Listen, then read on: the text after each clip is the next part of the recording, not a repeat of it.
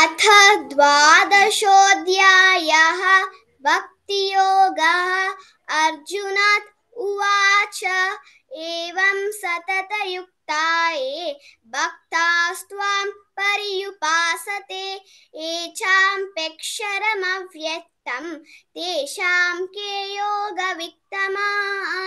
मय्यावेश्य मनो ये मां नित्ययुक्ता उपासते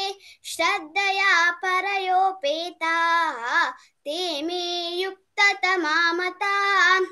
ये त्वक्षरमनिर्देश्यम् अव्यक्तं पर्युपासते सर्वद्रगमचिन्त्यं च